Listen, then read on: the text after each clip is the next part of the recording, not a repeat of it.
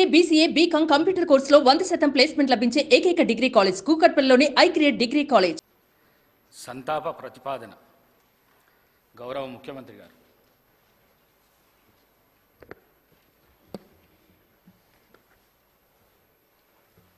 అధ్యక్ష, తమరి అనుమతితో ఈ సంతాప తీర్మానాన్ని ప్రవేశపెడుతున్నాను. తెలంగాణ శాసనసభ సభ్యురాలు కుమారి లాస్యనందిత సాయన్న గారి మృతి పట్ల ఈ సభ తన తీవ్ర సంతాపాన్ని వ్యక్తం చేస్తూ శోకార్తులైన వారి కుటుంబ సభ్యులకు ప్రగాఢ సానుభూతిని తెలియజేస్తున్నది. అధ్యక్ష, 23/2/2024 నాడు సికింద్రాబాద్ కంటోన్మెంట్ శాసనసభ్యురాలు కుమారి లాస్యనందిత సాయన్న గారి ఆకస్మిక మరణం పట్ల ఈ సభ తీవ్ర సంతాపాన్ని వ్యక్తం చేసింది.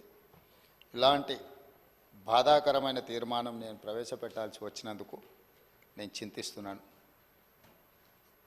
కుమారి లాస్యనందిత సాయన్న గారి నాన్నగారైన కీర్తిశేషులు సాయన్న గారు నాకు అత్యంత సన్నిహితులు, ఆప్తులు.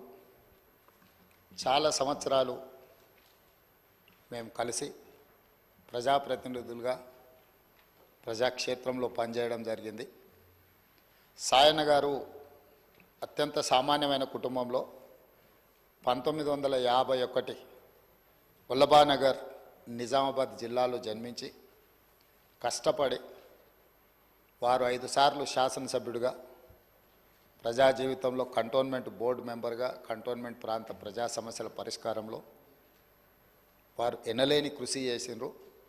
వారు సిట్టింగ్ శాసనసభ్యుడిగా ఉన్నప్పుడే ప్రజా జీవితంలోనే వారు మరణించడం జరిగింది.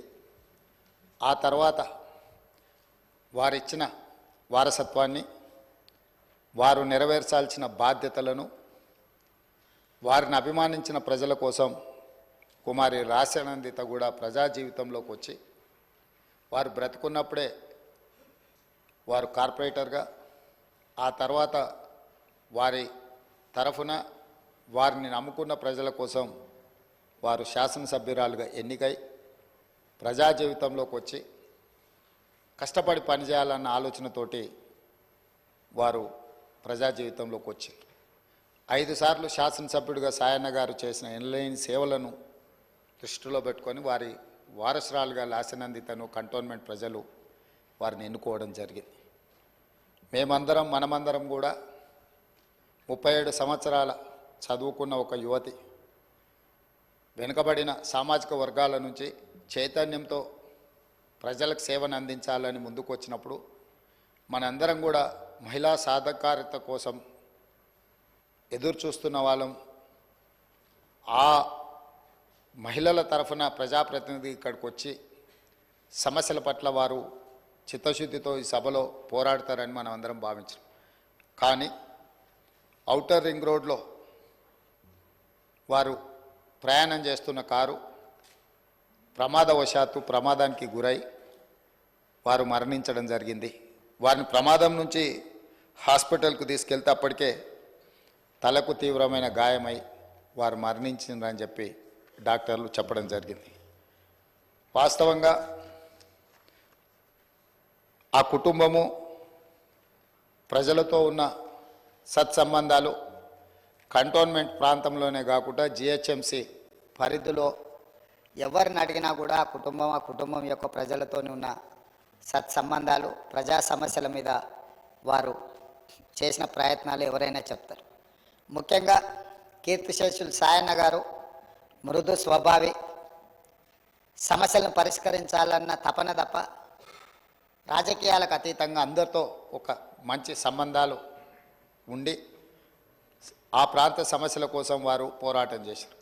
వారు కంటోన్మెంట్ ప్రాంతాన్ని జిహెచ్ఎంసీలో కలిపే విషయంలో కానీ, కంటోన్మెంట్ ప్రాంతంలో అక్కడ ఆర్మీ అధికారులు వాళ్ళ వల్ల కలుగుతున్న రోడ్ల ఇబ్బంది విషయంలో కానీ, ఎలివేటెడ్ కారిడార్ల విషయంలో కానీ చాలా విషయాలలో నేను పార్లమెంట్ సభ్యుడిగా డిఫెన్స్ కమిటీ మెంబర్గా ఉన్నప్పుడు సాయన్న గారు ఎన్నోసార్లు కంటోన్మెంట్ బోర్డు సమావేశాలలో ప్రస్తావించేవారు. ఎందుకు అనంటే వారు ఎమ్మెల్యేగా, నేను ఎంపీగా ఈ సమస్యల్ని పరిష్కరిస్తే ఆ కంటోన్మెంట్ ప్రాంత ప్రజలకు న్యాయం జరుగుతుంది, మేలు జరుగుతుందని చెప్పి వారు పరితపించారు. కానీ దురదృష్టవశాత్తు ఎలివేటెడ్ కారిడార్ల అనుమతి, అదేవిధంగా కంటోన్మెంట్ ప్రాంతాన్ని జిహెచ్ఎంసీలో కలపడానికి అనుమతి వచ్చే సమయానికి వారు లేరు. వారి వారసురాలుగా వచ్చిన లాసిన్ అందిత గారైనా ఆ సందర్భంలో ఉండి ఉంటే చాలా సంతోషపడి ఉండేవాళ్ళు. ఎందుకంటే సాయన్న గారి ప్రజలకు ఇచ్చిన మాట నెరవేరిందని. కానీ దురదృష్టవశాత్తు లాసినందిత గారు కూడా ఈ కంటోన్మెంటు అత్యంత కీలకమైన సమస్యల పరిష్కార సమయంలో వారు మన మధ్యత లేకపోవడం బాధాకరమైన విషయం.